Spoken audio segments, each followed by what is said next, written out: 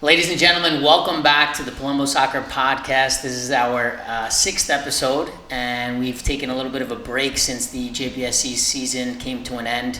We're here at the summer camp, and we have special guests. First of all, I have a special co-host, substitute, as Angelo Piccolo, our camp director, is out onto the field.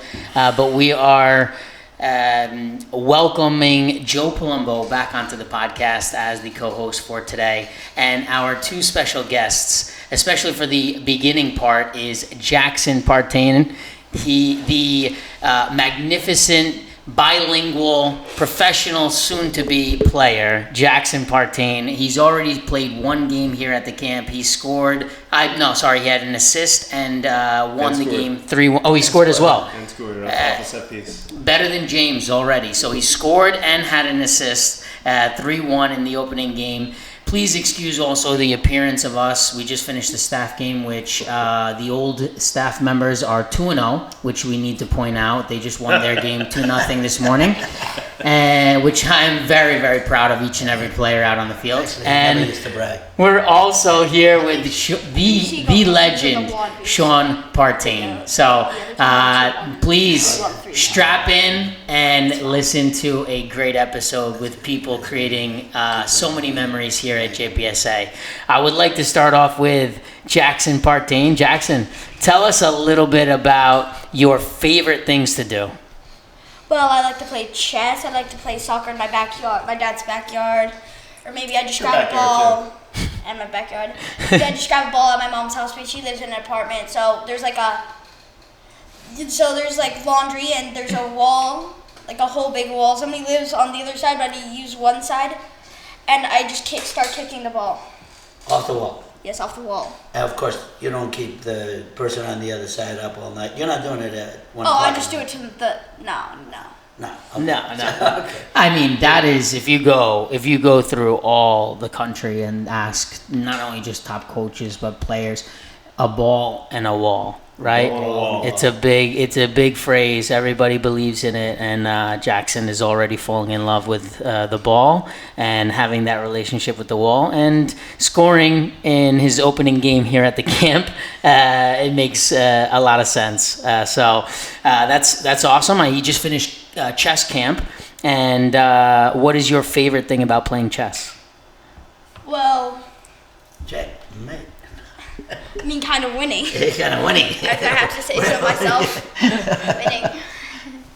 And as you can tell, he has the competitive spirit already, very, very alive and well in him, following in Daddy's footsteps in that area, of course. There may have been tears in a game of cards last night. I did not lose. Okay. Well, Jackson, tell us a little bit about the game. What do you love so much about soccer? Well, I love scoring. I love everything. I like assisting. I like playing it. That's one thing I really like. It's probably my favorite. Playing the game. Jackson, do you enjoy watching the game at all? I mean, you can be honest. Not really. I like playing the game. More than watching. Yeah, more than watching. Yes. I think that's a common answer. Sometimes of course. I do watch the game. Yeah, and sometimes I make him watch the game, but sometimes he sits and watches it with me too. Right. Yeah, spending time together Usually I watching just the don't game watch is the great, game. but playing most important. Any favorite teams or any favorite players? Well, my favorite team is Manchester United, and my favorite player is Messi. Love that. And by the way, anyway, if you wanna come to Joe Palumbo, it's in what's it here? What is it in? Yeah. Oh, do you want to give it? Put it valid. Is it like an You advertisement? want to come in here? Yeah. If you want to come here, you have to go to what? JoePalumbo.com. JoePalumbo.com. Anyways, if you want to get this good, you should come here. Oh my! Very nice. What a plug! What a plug! What a plug right there by Jackson. He almost didn't make the podcast, and finally, this is a great addition and a great way to kick it off. Jackson, that's incredible. Thank you so much. I know he's itching to get back onto the field. Maybe you could share some final words with us in Spanish. What would you like to say to everybody in Spanish? Buenos días. ¿Cómo te llamas? ¿Cómo te llamas? No. Jackson. Yes, Jackson. yeah. ¿Y qué Luego. más? ¿Y tu mamá es de dónde? ¿De dónde es tu mamá? San Diego. No, pero ¿dónde nació? Ah. En España. sí. Sí. Y por eso hablas español, ¿no? Sí. Muy Okay. bien. Algo Okay. que Have a nice day. Have a nice day. Have a nice day. That's amazing. One thing, and I love it. Very, very grateful to have Jackson here with us at the camp. And as you can see, the advertising that he's added into the podcast very much, not only following in his father's footsteps on the soccer field, but also off of the field in his business savviness. So excellent to have Jackson. And as we now transition into Shawn and Joe, and with Joe being the co-host today, it's really for both of them to share some special moments that they've had here, not just here in Putnam Valley at JPSA, but at Club Fit, and some special trips that Shawn has been able and fortunate to take in tournaments with Joe Palumbo's guidance and some other coaches as well, and really reminisce about the old times, but then also most important, he's got to get back out there. Get back in the game. Do you know what team is he on? Barcelona? I'm not sure. Oh, okay. I don't know that. Well, anyway, he is very. We'll find out after they win the. Listen, this is very important, and our motto here is skill, sportsmanship, self-discipline. He had the self-discipline to come back and remember to get his penny, which he generously took off to be on the podcast. So you can already see very much professional attributes in Jackson Partain, and looking forward to seeing him on the TV screen in many years to come. So going into Shawn and Joe, I would like, guys, and this is not really question based, but for the two of you guys to share some special moments from Shawn as a player. I can share with everybody that I was fortunate to watch old VHS tapes of Shawn whenever I was sick home from school or sick.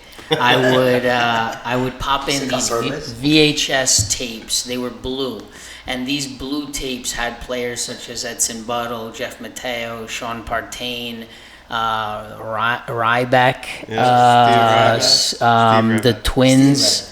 Eldridge. There was one player with a ponytail that, like, in the middle of his head. Greg Sancho. So these guys, this is something that I really. Well, that's the only thing I could watch, because I had to wait until Sunday morning to watch Rai with my dad and watch an Italian Serie A match because there wasn't on TV. But I would watch these games, and that was my first relationship building with Shawn. And then as I was a part of the camp and our relationship grew, Shawn was a counselor here, and then just became really an older brother to me. So I'm really fortunate to have this close relationship with him, and of course his brother Matt, his parents, and the Partains are a very special family to JPSA, and of course the Palumbos. And it means a lot that we've stayed connected for a long time, even though we've been very distant with Shawn. We live in San Diego now, so and yet we still talk,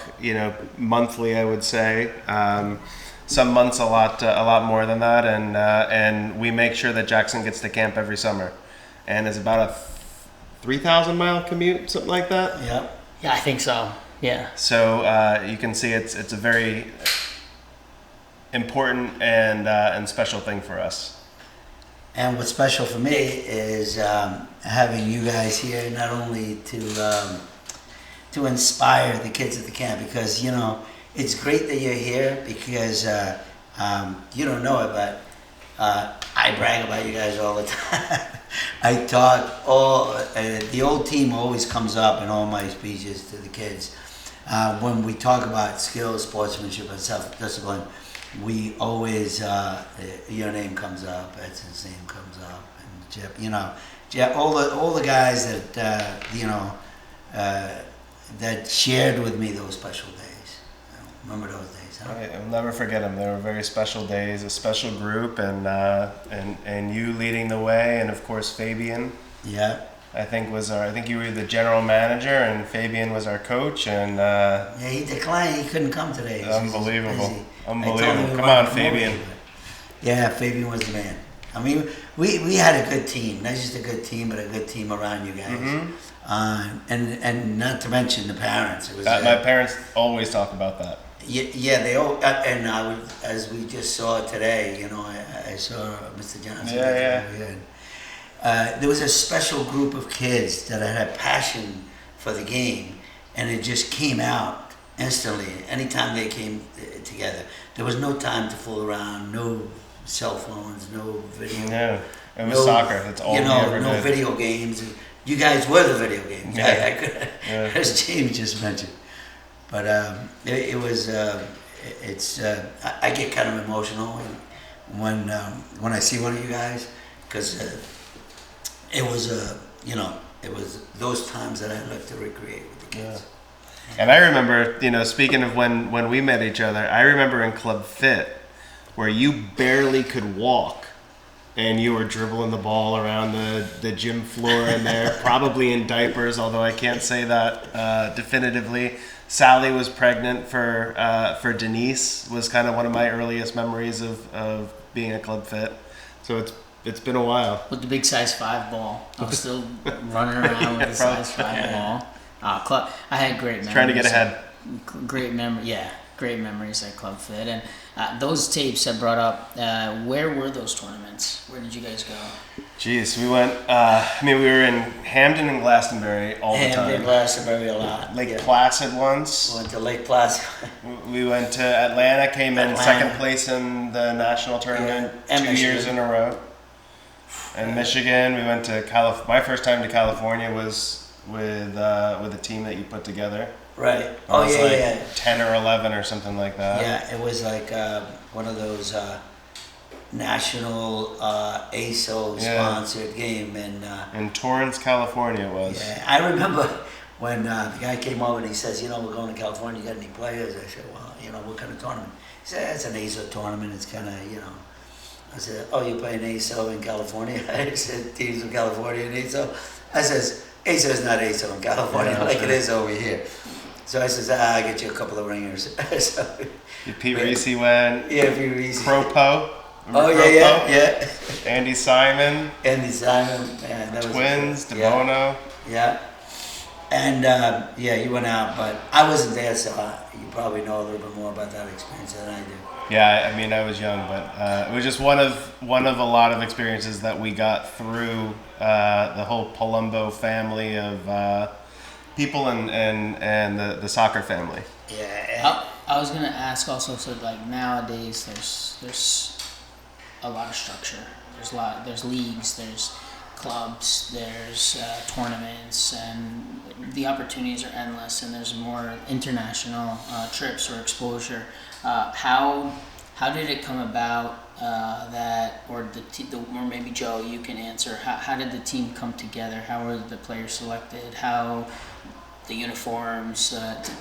Was it very? Uniforms are ridiculous. Talk to us. Jake's Steakhouse, I think everyone knew. Something like that. It was what we called, when you talk about grassroots, and you have to add the word primitive to it, because, we were a bunch of guys. I mean, they didn't have like a $250 pair of shoes, or we didn't have any balls. I mean, I worked at a health club, and we played almost like these guys that play in the streets. They heard about it. Some kids said, "Oh, there's a program over at Club Fit that Joe Palumbo's running." And before you know, I think the guy that started the ball roll and you guys coming over here, Duke Busey. Mike Busey. You remember Mike Busey? He was somebody that I so looked up to. Yeah. Phenomenal player, great kid. His dad was my coach. Right. And they brought me down to Club Fit. And so for us, I was like 9 years old or 8 years old, who knows? Right. And it was 45-minute trip. Yeah. And after that, we would just, it was like 2 hours, we would just play. Right. And we would play with great players. We had such great encouragement and guidance, and an instruction, but that might be too technical of a term because it wasn't like official instruction; it was guidance more, I think. Well, and this is the kind of philosophy that I've taken, throughout like the camps and what we're doing in life. Is people talk about it on TV all the time. They say, "Oh, you got to give the kids to become creative," and then now you become creative, and now you're putting them in a bottle, and you can't be creative in a bottle. And then they use all these things that, you got to play in tight spaces so that the kids learn to have good touch and vision and stuff. So, but pretty much the 3v3 we started when you guys came in. You went in the gym, you played 2v2, 3v3, 5v5, and the gym was really mostly 5 or 6 aside the most. And but it was the beginning of what I thought we should head there to teach kids, give them the freedom, give them guidance, like you said, but the freedom to express themselves, whether they made mistakes or not. And that was the big difference with you is you got that. And you, rather than kind of bottled up creativity, you sort of sought to take more of it out of us and like for us to show that. Right. And you know what? The good thing about you guys was that there was nobody who says, what's this guy doing? You know what I mean? Kids don't. You guys just gelled. It was a group of kids who just came together and respected each other on and off the field, whether you made mistakes. And everybody knew who the players were. We didn't have like 6 or 7, 3 or 4 of you. I mean, if we didn't have a whole team of you, Edson, Jeff. I mean, you hear those guys a lot. When I talk, and that's basically because you guys got to a level that I knew was going to come. And for some more, and for some, as a matter of fact, I had you picked as the guy that was going to be the big gun here as a pro, because all the kids come here and I say, we're gonna, when you come here, if you keep working hard, you're gonna be a pro one of these days. You're gonna be like Shawn, or you're gonna be like Jeff, or you're gonna be like Edson. And, some guys make it, and then some guys get to a point where they share the game in a different area. And I just. When I think about your story, and one of these days we're gonna write it together. Well, yeah. If I was gonna say, it sounds like the team or the way that the group was organized, it was very authentic, and also who you knew, and just experience oriented. You came. This one came. That one came. They enjoyed the experience. And then we would just bring the other best player that we knew to come, and it was really just this sort of collection of kids that really liked each other, but we were all really good players, and we just had such great guidance, right? So it was just the best of every single element that you could have in a soccer experience. And there were people that were instrumental in that because not only them but their parents or coaches. Like when Edson came, Winston's been my friend for years. We played together. He went to my college. And Winston and Edson hung out with us all along. And then I remember one time when we went to Lake Placid, Winston comes up to me and he goes, Joe, listen, I got this Portuguese kid from he goes, I was playing in Bridgeport and Edson was playing over there. Yeah. This kid Rooney, maybe we should take a look at him. Oh man, was he a Rooney player? Fernandez, Jesus. the guy's unbelievable.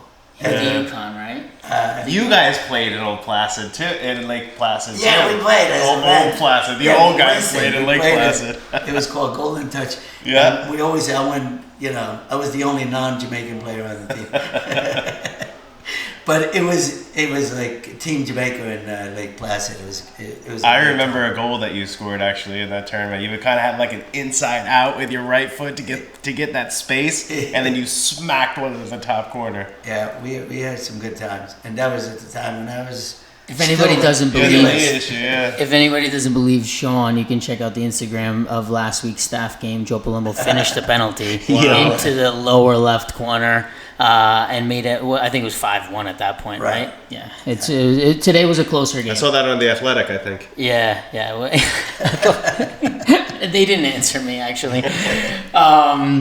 So that I wanted to point out that you guys created this bond and this desire to play with one another, that the quality of the Joe Palumbo skills or the club fit shirt that you guys wore was not the T-shirt, basically. T-shirt, It was a but it was t-shirt. not the long sleeve though. Don't forget. Yeah, that's right. We had the long sleeve Especially when one. we The went to red Michigan, one. right? Yeah. you valued who you were with and what you were competing and doing rather than the shirt. Right. That you And I wore. remember we would play against these teams that had all these fancy, they had the warm-ups and they had the practice shirt, the sort of pregame type shirts, and they had their fancy uniforms. And nothing against it. And nothing against it at No, all. I think it's good. And we would just come out and Smash. just smash them. Just smash everybody. And that reminds me of a story. We're at in what was it? I think it was at the Nationals too. And I remember we played the Ohio Premier. Yeah. And that Ohio Premier, they come over there in nice uniforms, all looking with their bags. They put their bags out on the side of the rink there, and they're looking at us. And the coach looks at Fabian and he says, "You guys got to pack your bags tomorrow," because he says a bunch of nobodies over here with these. You're looking like ragamuffins. Edson scored. I remember Edson and I took the kickoff. Jeff was right behind us. Yeah. And I was planning on going back to Jeff, but Edson made a run. I think I beat a guy, played it to Edson. He finished in 12 seconds. It was the semifinal Right. of that tournament against Ohio Premier. Yeah, and the guy goes, he looks at Fabian, the coach, because we were next to each other, and I was being Fabian over here, and the coach was on the other side. So they went up 2-1 or something, and the coach goes, "I guess you might have to pack it back." And Fabian, because he was trying to get into Fabian's head, he goes, "All right." So sooner or later, before you know it, I said, "What are we doing? We have to pressure them a little bit." So I take, I said, "Put Hofnagel in there." Hofnagel, yeah. Hofnagel gets over there. He's running them up, chasing guys down into the boards. He looked like he must have ate about 10 candy bars before he got. He was a legend. So he comes over there, forces the guys over. So he forces them off. Shawn gets the ball at his feet. Boom. Shawn, Jeff, Edson, boom, goal. So we tied 2-2. So Fabian looks at him and goes, "That's one." So it turned out that the end of the game ended up, I think, 4-3, and it went to a penalty. And then Ryback comes that's up. right. I remember that. Yep. I was Wait, a wait, fifth wait, shooter, why'd it go and I to- never had to shoot. Yeah, you didn't have to Why'd it go to I remember the being shootout if really it was nervous. 4-3? No, it must have been 3-3 or It was something. 3-3 or something. Yeah, I don't I remember remember, but I know. And then Ryback was the last shooter, and it was still tied. And Ryback. And he just took a touch and just smashed it, yeah, right? no, he just hit it. Yeah, he Well, didn't go try to beat the No, goalie he or get the goes to me and command. says- Oh, it was the old It's just- MLS. Explain yeah. it. So the old MLS breakaway yeah. penalties. Breakaway, yeah. Okay. Yeah. So he goes, "Joe, what do I do? What do you do best?" I said, "Just put the goalie in the goal with the ball." With the goalie coming off the ball. So you just they touch still it do forward? those. So San Diego Soccer is in the MISL, is that Okay. right? Major Indoor Soccer League? Oh maybe, yes, something like that? yes. They play in the rink. Just like I went to a few games with Jackson. Had goosebumps the entire time because it was what we did for so Yeah. long. But they do those exact penalties. Love that. And the guy that takes them for San Diego, I can't remember the guy's name, but he's from San Diego originally. He's one of the top scorers in the league ever. I think he's 41. Love it. Or something like that. He'll go in for 2 minutes, 90 seconds at a time, score 2-3 goals in an average game. But he's the one that takes the penalties. He's got all that experience. Anyway, it's exactly what we used to do. It's so good to go And so you watch. beat the team. Oh yeah. And so we beat the team, went on to the final, and then... Go There he ahead. goes. What did Fabian say? Have a nice trip, guys.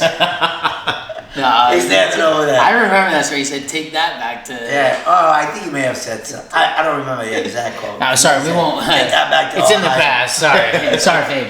We're not gonna. Fabian would be fine with it. We're not gonna Fabian be too said something politically very correct. respectful, I think. Anyway, those are the memories, right? Those are the experiences There's a you guys few. have had. I'm telling you, there's so many. And like you're talking about with the parents. I mean, my parents still talk about those tournaments and all the things because they are telling. They went to a tournament with Jackson in San Diego, and we all went to dinner after, all the parents and stuff like that. And they're trying to tell the parents, guys, you need to step it up. This is what we did when we went out to tournaments and stayed in a hotel for the weekend, and stuff like that. So they were trying to inspire the next generation of parents, and we've got work to do. To be fair, we've got work to do. Well, I do want it to that mental side, or that, let's say, pre-game judgment that some may have. A little story of the club here. We have the 2010s. This was about 2 years ago, where Karina Ariano plays on the boys 2010 team and is a girl. And they were getting ready for the game, and I'll never forget. I went over to them and I said, "Hey guys, listen. You do your warm-up, you do what you have to do going out onto the field, but I want to let you know that and I'm not going to say the opposing club, but they were at a tournament and said the other club right now is laughing and thinking that they're going to walk all over you." Because I was walking by and they were like, "Look, they have a girl over there." They were laughing at the team. Know, huh? 5-1. So was very proud and very happy for them, but that happens all over, right? We can see something, but the professionalism, the organization, it all has something to play, and if you can match that, I think it's important. It aligns with discipline for our kids as they continue to develop. Moving that has started years ago. Like we always had a young lady on our teams. Like not you guys. Who did Ashley McGuire? My brother had Christina Fontanez until a pretty decent age, but you guys had because I used to coach you. Hannah Cerrone. Hannah Cerrone, that's right. And remember how good she was? She was U.S. national team. Played out wide. Oh man, I love coaching. Played for the. You guys were just such a spectacular Same team. thing. Oh, we played this team in Manhattan, and we're going down there. They have a girl on that team, and she goes over there, and this one guy goes from the side. "She's a girl." She took the ball away from him. So I said, "Yeah, she's a girl." Guy comes down the line, whack, wins the ball, clean on the ground. The guy goes flying on the side. Boom, she comes up the field. The pace on her was unbelievable on that flank. She was coming back on defense, going up on the attack. I mean, workhorse. Just to mention, off the top of my head, we have Ashley McGuire, Caitlin McGuire, Hannah Yes, I remember them. Now Karina. Many other girls. Ashley McGuire was on the national team, wasn't she? She might have been in the camps or in the. Yeah, she was. She was. I think she was too. Team. So, and Hannah was a great person. She was like totally such a competitor, but in practices and everything was never like, am I totally part of the team? No fear. Yeah. So we had a nice group, and I'll share one memory of Shawn coaching. Besides just as a joyful counselor at the camp and making everybody's experience here fun and memorable. One opportunity I had was playing in a tournament up in Oneonta where it used to be, I don't know if it still is, the Soccer Hall of Fame, but I used to love going to the tournament because the fields were impeccable, and it was one of my favorite tournaments as a youth player. But one weekend Shawn coached us, and we had a challenging first, I think, day, but I think results were positive, but not doing our best. But we had a team meeting in his or someone's hotel room, and we didn't have a tactical board. We had no magnets. We had no video analysis on the TV, but we did have socks. And plenty of socks to spread throughout the bed. Ball up and to roll them up, and some were longer, some were shorter, but the emphasis was, where do each of the players need to be? How do we want to play? And it has an impression. This is for me most important, just about the way kids or people learn. It's not always about the resources, but it's about the delivery, and that will always stay with me. It was memorable. It had an impact on me, and it was helpful for myself and the entire team going into the following day. So I'll never forget that. And you have a great knowledge for the game, and it was a great experience. So thank you. Yeah, well, I mean, on that, like, where do I get that from playing, but I get that from being, you're younger than me, so I'm pointing over in this direction. Of course, now it's both directions, but, we all got that from being in this type of situation. And if you guys can find a situation where you've got coaches that are passionate, that know the game, that love the kids, and that this is what they live and breathe, and it's in their blood. Like these guys, there's no better place to be. You're going to learn about not just soccer, but you learn about, like you said early on, sort of personal discipline, some of the sacrifices we need to make if it's to be a better player. And I go through this with my son all the time. It's the sacrifices we need to make to do anything is putting in the work, getting the reps in, messing up, making mistakes, and kind of cherishing those mistakes, because that means if you're not making mistakes, you're not working to improve at anything. And it means you're just too much within your comfort zone. So if Jackson isn't making mistakes, that's when I have an issue with him that we need to talk about. When he is making mistakes, I know that means he's pushing himself and getting further out there, and that's how you improve in soccer, in business, in fitness, in school, in anything that you do. And my God, you couldn't have a better situation to do all that stuff than JPSA. And when you look at, like you're saying, there's nobody better than these guys, but we're teaching constantly, all the time, and like we become those kind of parents, and like, Dad, I know already, James, okay, I got it. There are some people who get it, but some people who don't. And one of the things that I always say that is repetition is very, very important, especially today. Like today, I find the kids are not as, they're like, I don't know what it is, but it may be because of this 4 years that these poor kids have been under, a lot of stress in the pandemic, and we're very sensitive to that. But the thing that I tell my staff, everybody the most, and James, when we talk to the staff, is that, we're the guys that are teaching you guys, but we are learning from you. We're not just teaching, we're learning from the kids. Because a lot of times, like I learn a lot from you guys. I didn't go to take this licensing course. Winston used to make a joke about, we used to say, look at this guy's got licenses up the wazoo and doesn't know that, he needs another guy in the middle of the field. You know what I mean? And still can't kick a ball down a hill. Yeah, right. Can't kick a ball. But we talk about learning from watching the kids, see what their ability is and their potential is, and then you put them there. That's why we talked about the freedom, that we gave you guys. It wasn't like a coach, hey, that's it, get back over here, rush and play.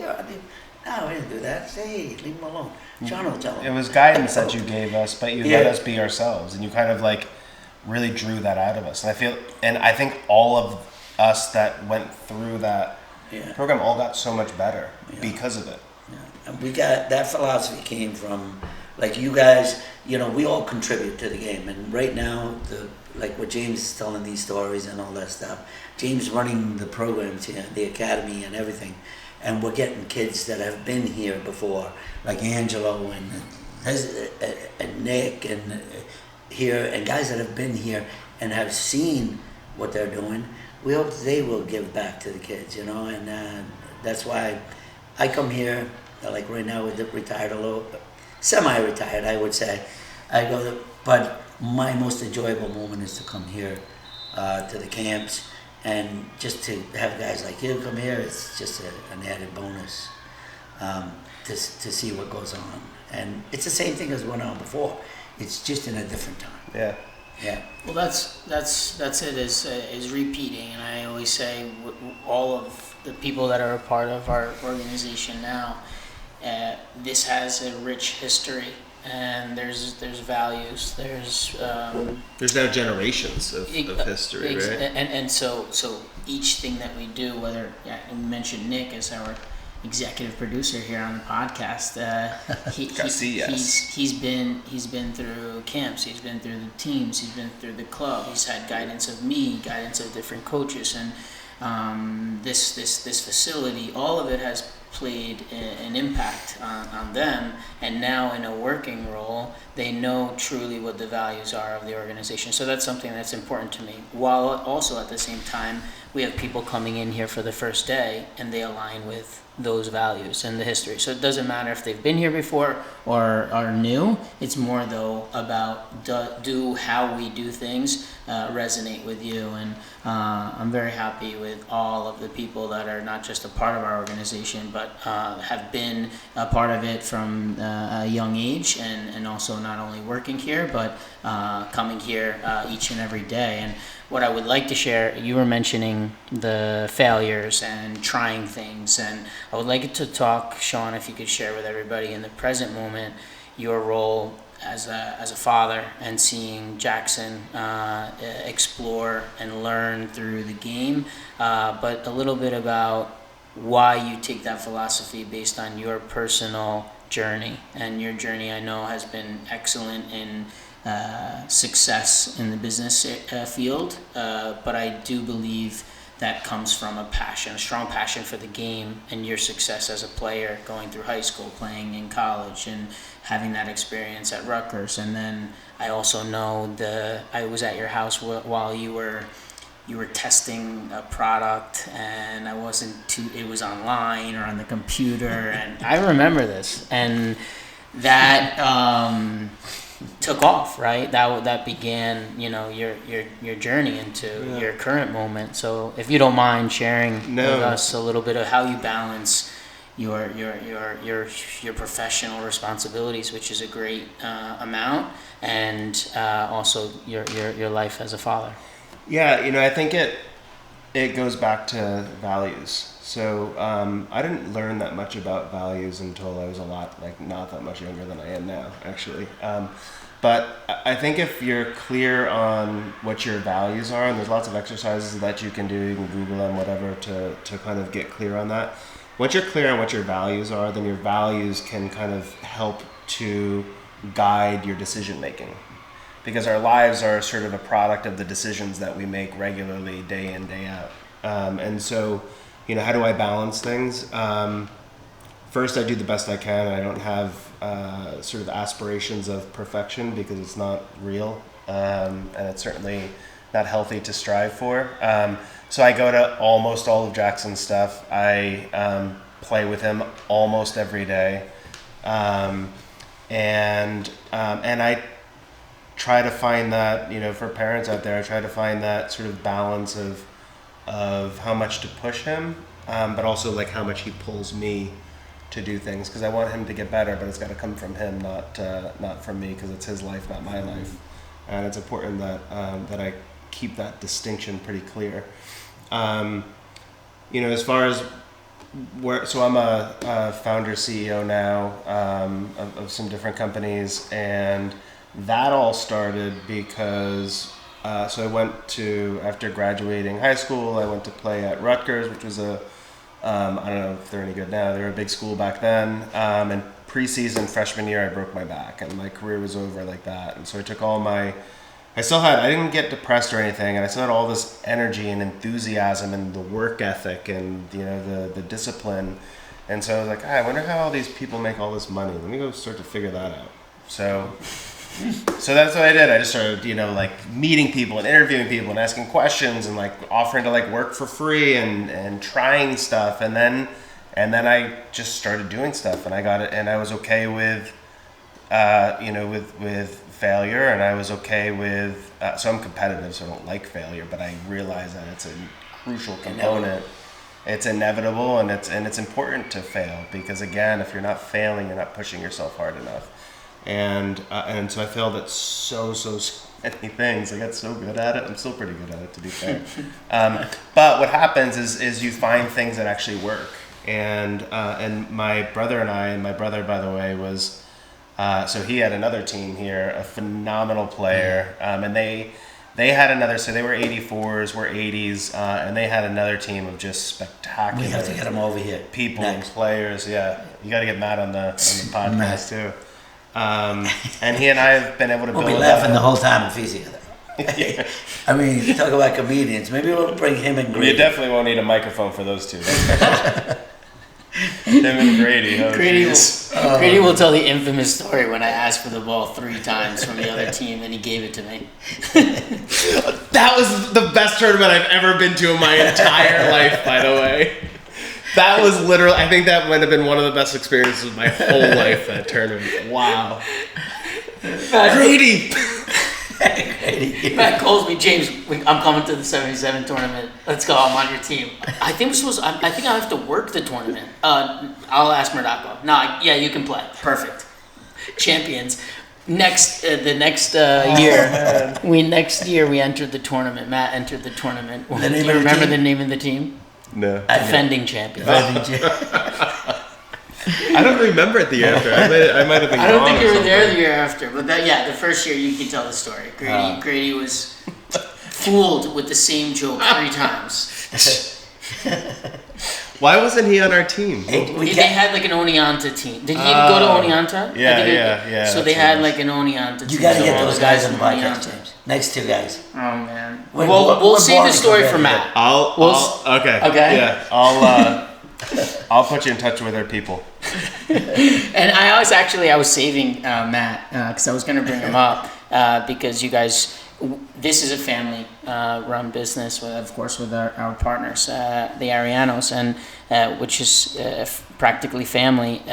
What is it like working with family in a business? And again, I think the answer is going to go back to values. However, talk to us a little bit about that.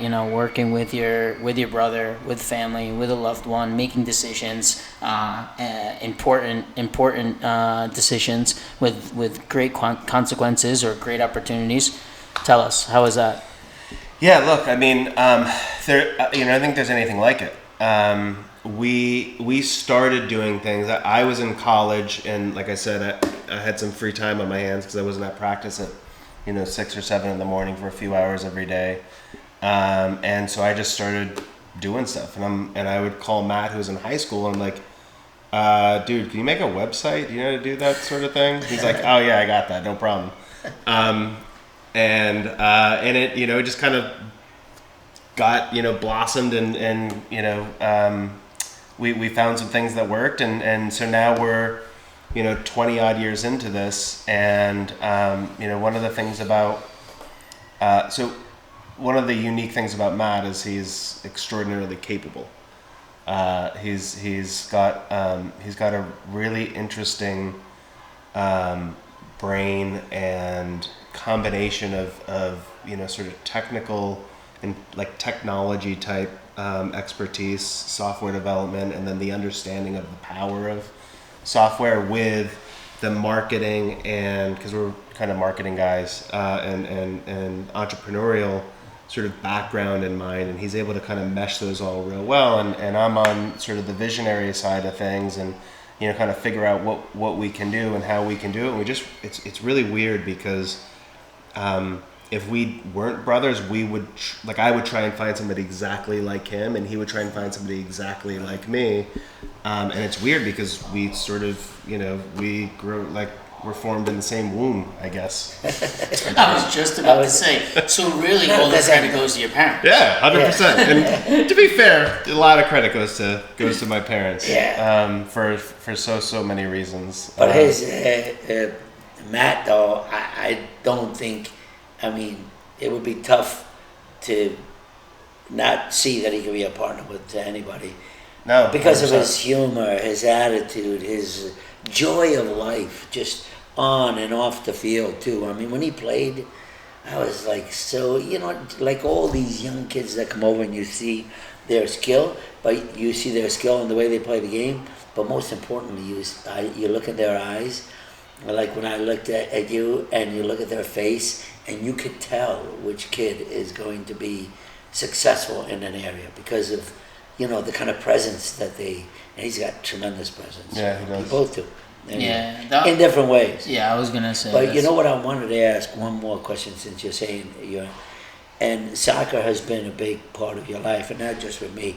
I heard a little bit about something about you having to do something with a documentary with a certain player. Can you tell us a little bit about that? Yeah, it was Wayne Rooney, and we were sort of involved in the documentary on Amazon, and I'm in the credits, believe it or not. Probably don't deserve to be, but it's okay.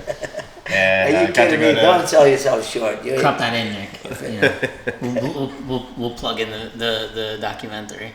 I got to go to the premiere of the movie in Manchester want to say maybe February 2022, and had a night out with not just Wayne Rooney, but like all the United legends, and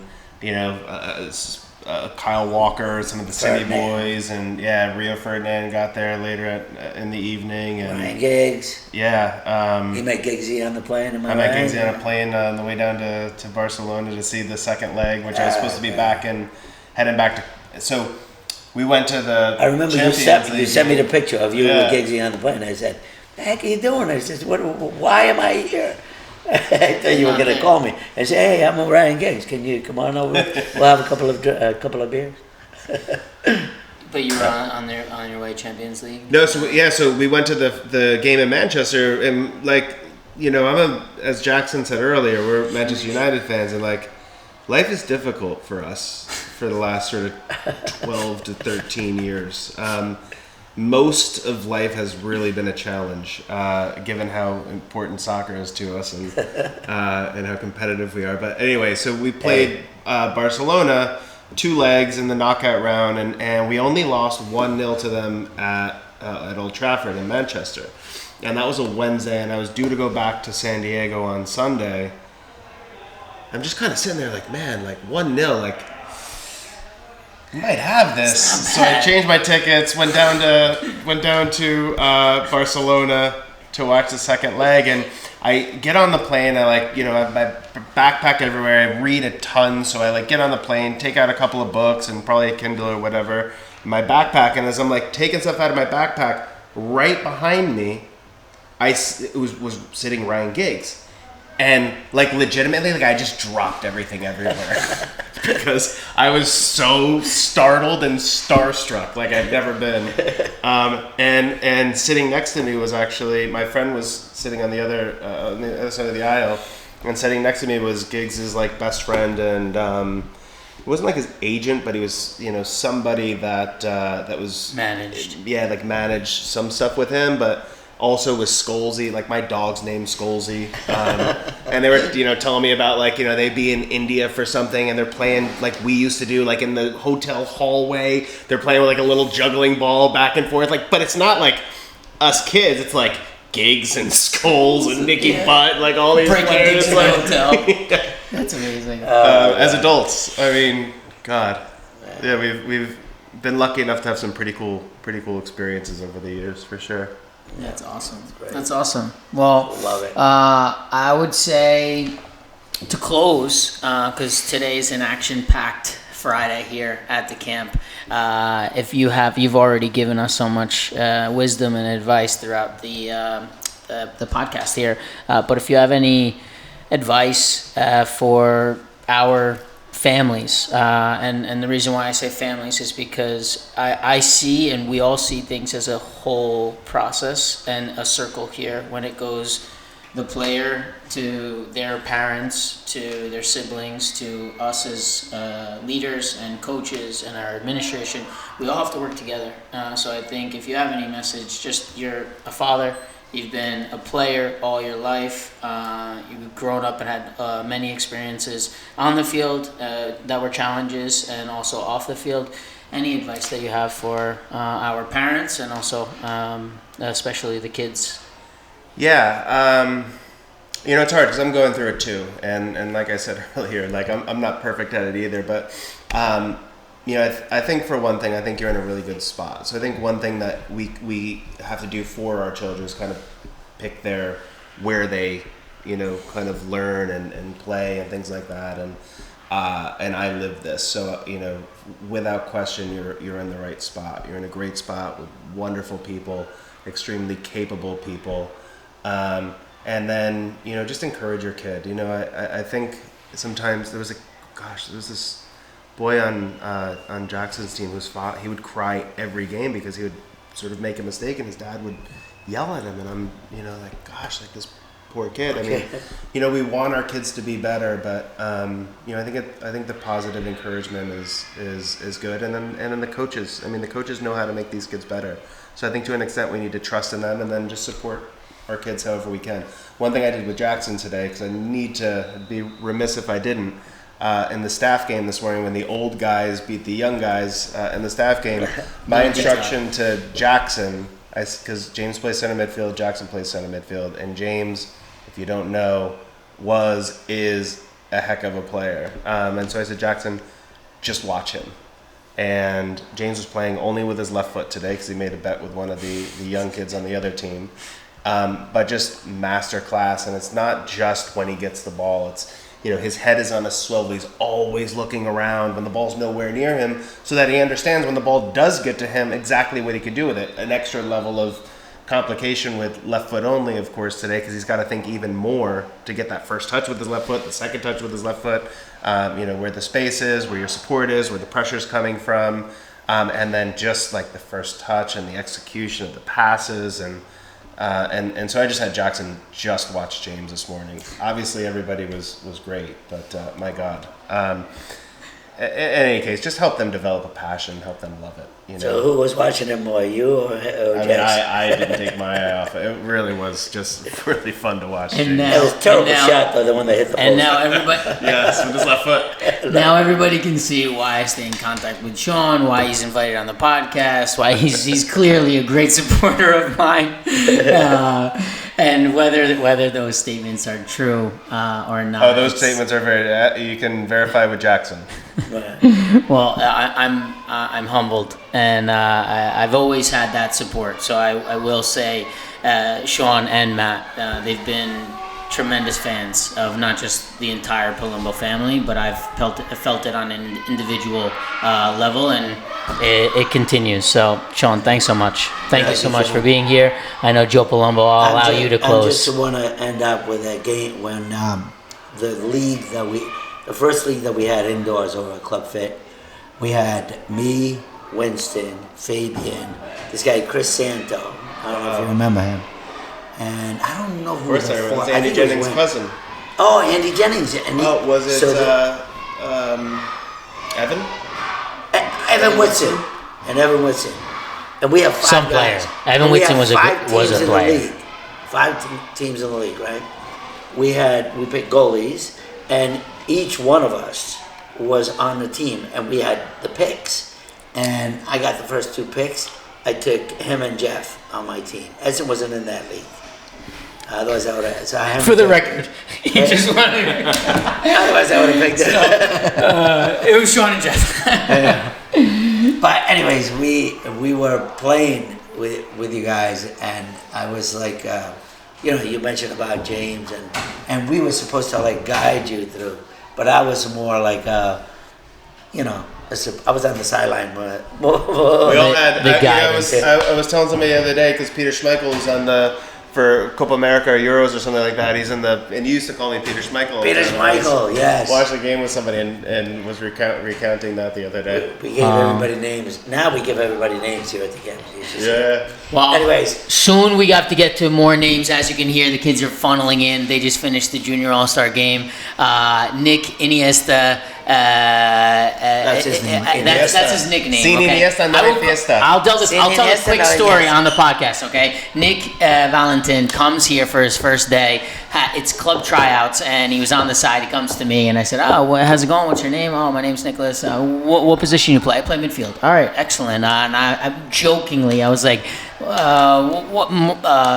you play like Xavi? He goes, no, more like Iniesta. And I said, wow, all right, get in there, Iniesta.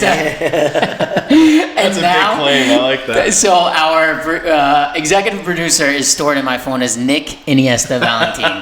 And with that, we're going to close and check in with all of our wonderful campers here. All right. Thank you. Thank you. Thank you. Thank you all for tuning in to the Palumbo Soccer Podcast. Make sure to like, subscribe, and as feedback is always welcome, let us know who you would like to hear from on our upcoming episodes or topics you would like for us to discuss. Keep an eye out for our next episodes. As always, we keep going.